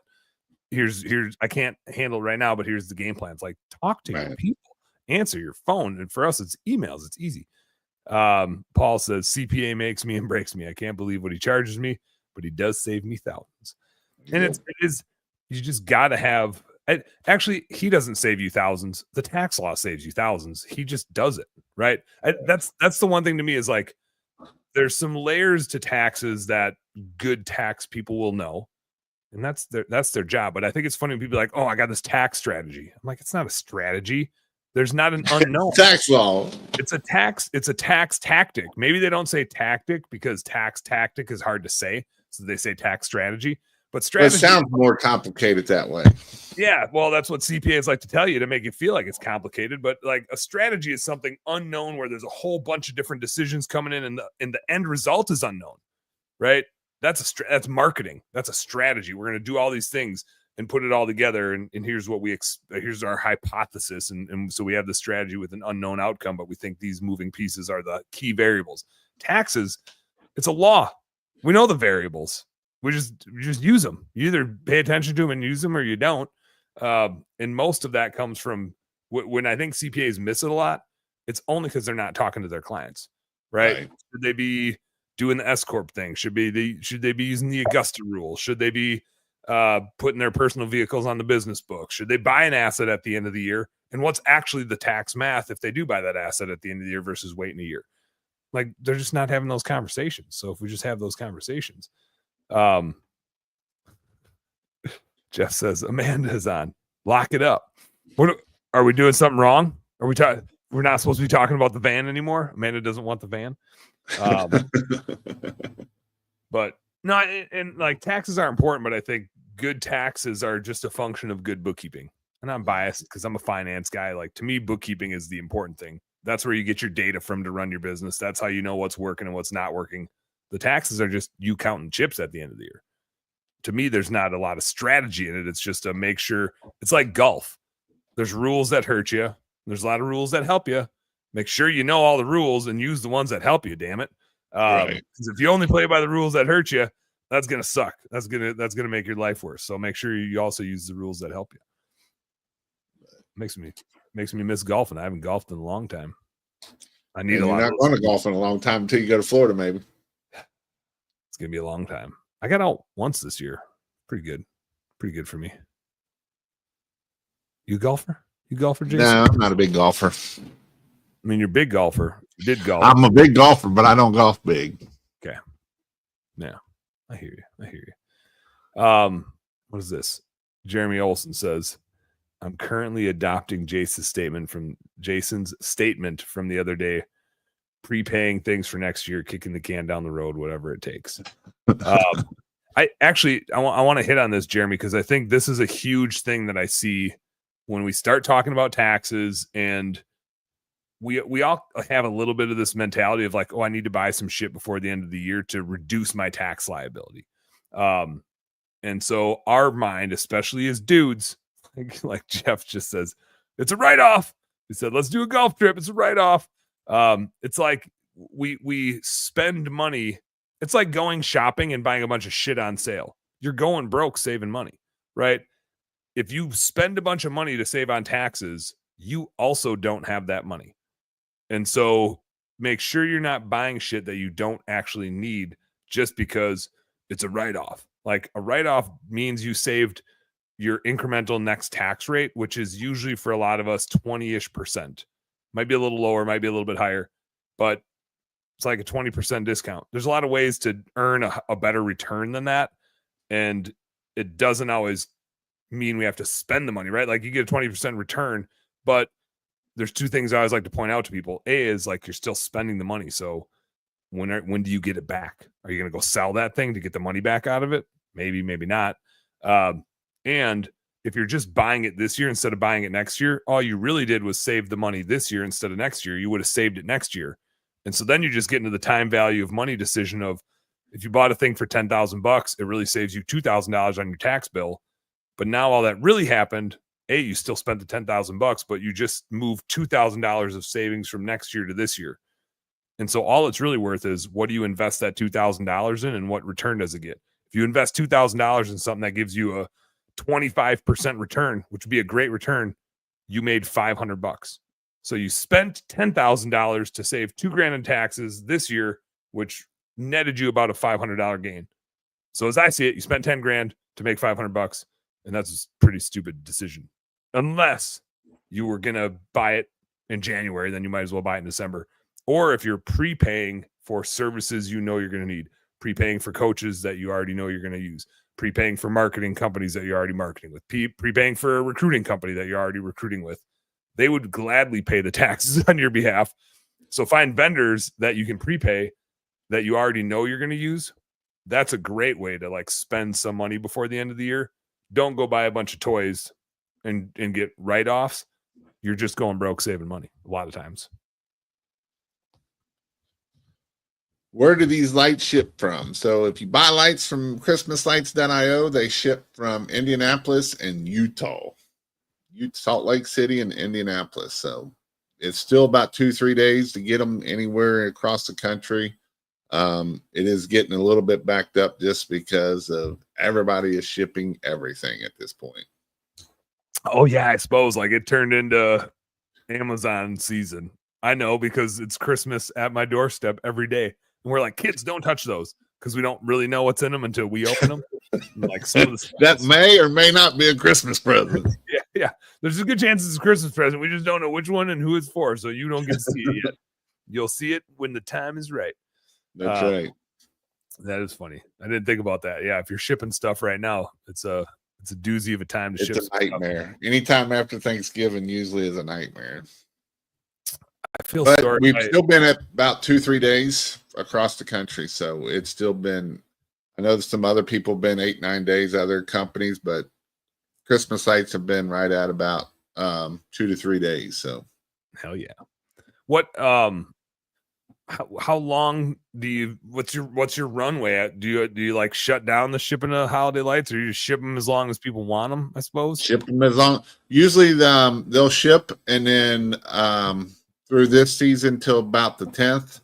And then that slows down, but then usually they try to clean out the warehouse. So they'll do a big sale to try to clean out the warehouse before the end of the year. Because talking about taxes, if you didn't know, when these suppliers have materials left over, that's like dollars sitting on there that they got to pay tax on all of that money. So it's kind of retarded. So, yep. Yeah, they're probably all they're holding inventory, their accrual basis, and they're already claiming it. They don't get the write off until they move it. Yeah, so they got to get it written off. They got to get rid of it to get rid of it. Can't just sit on it. I love the cash basis world that the rest of us get to live in, where it's just we're just following the money. The money moves, and we move. Yep. What, Jason, how long have you been doing the light stuff for, and how have you seen that play out, especially like through COVID and over the last few years, like seeing the selling part of it or seeing the actual material side of it? I've been doing that since about 2020. Yeah. And I did a little bit before then, and I did it on my own, and I figured that out real fast. That wasn't worth it. Mm-hmm. And so it's definitely it's a game to play of, who buys from you and who doesn't, who supports you and who doesn't. Right. I mean, that's kind of what it comes down to. With Dustin, I mean, he's got the best customer service by far. Like he's got people answering the phone and will talk to you. They actually answer the phone. And if you do the website, he's got a guy that's his job is to answer the stuff coming in off the website. And so the customer service by far is the best customer service out there. With the free shipping, it may not look as you might find prices cheaper, on the side, but he's putting the shipping into it. So that's kind of why we're up a little bit more than other people, because you're going to get hit the same prices. It's just a matter when that shipping hits you. So the net price is the same. It's just whatever they show you on the website to get you to click. Right. Exactly. So that's kind of it's kind of fun. It's neat to see. I've learned a lot on this side of it. There's a lot more that I don't know if I want to learn it. It's not really in my wheelhouse. I don't want to touch product if I don't have to. I like being in the sales side of it. I love helping people, and it's a way that I get to help people. So hell yeah. Yeah, check out Jason's got it on his window there, christmaslights.io. So if you need some last minute lights, go get it. For sure. Jason, here's a closing question for you. I don't know that I've ever asked you this one before. I think this will be a fresh one. Let's say Christmas doesn't even exist. Holidays may not even be a thing in this fictitious world that I'm taking you to. But you still got to do something. You got to do something to like pay the bills. And it's not, I'll just say it's not home service related, but it can be anything. It can be anything that you're passionate about. If you wake up in that world tomorrow, what are you going to set yourself out to go and do? I think I would be a speaker. I'm pushing more and more toward that way. I like to speak. I like to help other people. And just, I don't know what it would be to make money wise, but I know there's money to be made in something along the ways. Another thing I would probably do that I never would have thought, it would be on the sales side of things. If I, that's kind of where I'm at with it. So, yeah, there's a lot of things that need to be sold out there, and a lot of speeches that need to be given. And I've learned a lot. I've been consistent for the last since 2018 of doing lives twice a week, every Wednesday, every Sunday. Mm-hmm. And since 2018, I've maybe missed 10 or 11. I've been, or 10 or 12, I've been on it every Sunday and Thursday, and I've learned a lot. So hell yeah. And it's just fun. It is fun. Getting out and interacting. And if you would have told me where I'd be at where I'm at now, and I would have told you you're crazy, So, I mean, when I was in the business, I would have never thought I'd be doing what I'm doing now. No. And I appreciate too, I mean, just like all the interaction we've had on here, I think I love going to conventions and getting that interaction with other business owners doing the same stuff, but we just don't get to do it that often. And I think we need each other. Like there's not a lot of people in our lives that understand what we're doing, what we're going through, how we're solving problems, the things we're laying awake at night with our brains just churning on, besides us, like the people that are doing the same sort of stuff. And that's just not most of the people in the real world. And it is kind of funny. Like you just tend to find that your best friends are in similar industries because they're the ones that you can relate to and that understand what you're going through and are living the same lives. And it's a weird lifestyle, but I think it's an awesome one at that. What do we get here? My fire captain of the water rescue, could be the mayor if he had any desire to. The king of helping people. Yeah, I definitely done a lot. That is what I love about meeting up with other business owners at the conventions.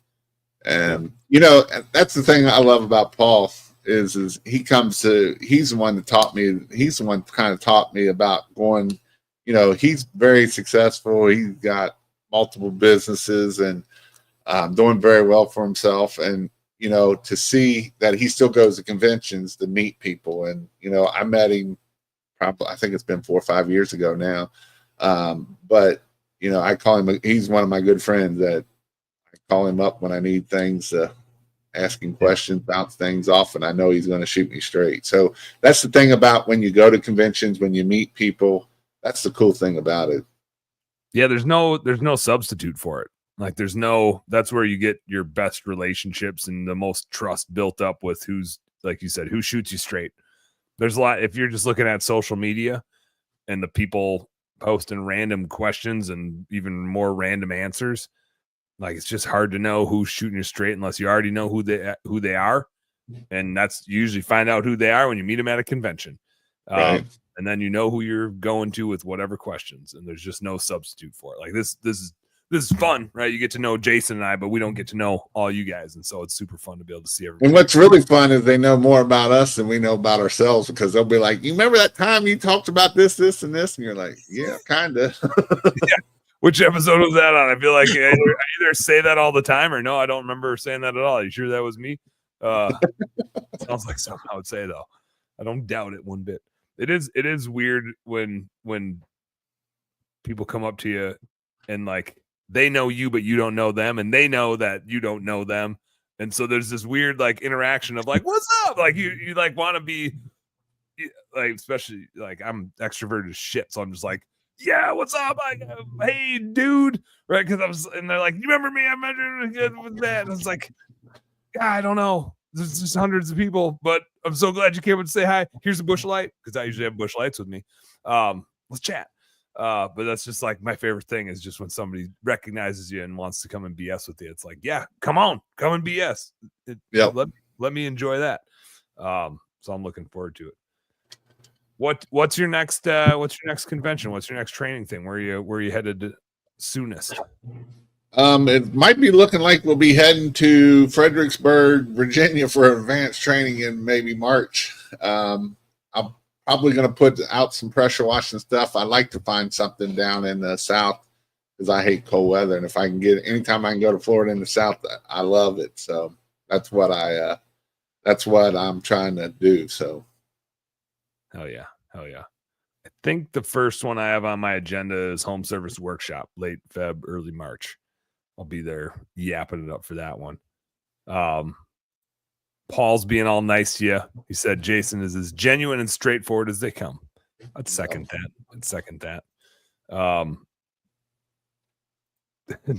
Dan's all good about getting down south there. He says he's a half hour away from Fredericksburg. You said Fredericksburg. Yeah. Fredericksburg. He said, what's it called? In Fredericksburg. Fredericksburg. Yeah, man. I can't wait. I can't wait to get back in person. I missed the Huge this year because I got so many damn hunting trips in the fall, and one was like 16 days. It was like a full 16 days I was gone. And I was just like, man, my wife will probably kill me if I'm like, hey, also I'm going to this other thing. I'm excited to now I can probably justify a little bit more because now the Home Service Workshop's like combining a bunch of stuff, so I don't have so much in the spring. Right. Maybe gives me some more travel bullets in the fall. But I'm looking forward to getting back out there and drinking some crappy light beers with people, doing my thing. Yep. I don't know what this means, but I think we close it with this one. Dan Park says, quack smacking yee.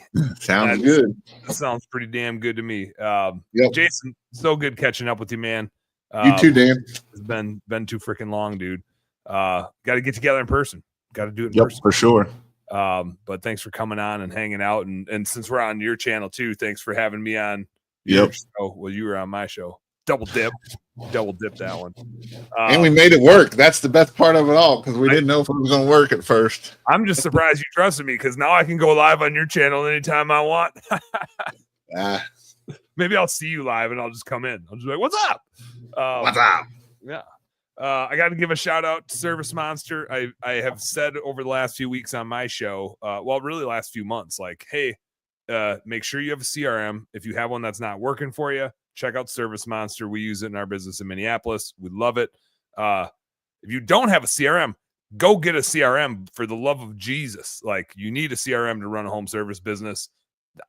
If people come to me and ask me to do their books and I ask them, like, one of my intake questions is, what CRM do you use? And they're like, I don't have one yet.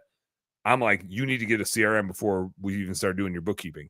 Not that we can't do it without you having a CRM, but I believe genuinely it's more important to have a good CRM and operate your business. We can do the bookkeeping, but first you got to like operate efficiently to give us some good shit to bookkeep. I really like Service Monster. Go check it out. And now is the time, right? We're slowing down. Changing CRMs or implementing a CRM is a huge workload. No doubt about it. It is the most important tool in your business. Invest in it. Make sure you set it up correctly. Use it. Use as much of it as you can handle. But now is the time. So if you're in the market for a CRM, sure as hell go check out Service Monster.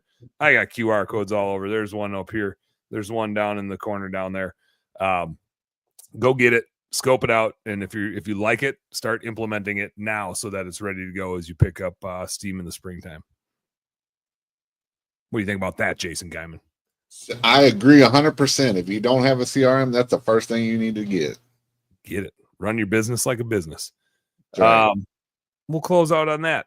Business nerds, you guys know what to do. Work smarter and harder. Earn yourself some pride. Jason, you the man. So good to hang out with you and see you. Yep. Nighty night, business nerds. We'll see you on the next one. See ya.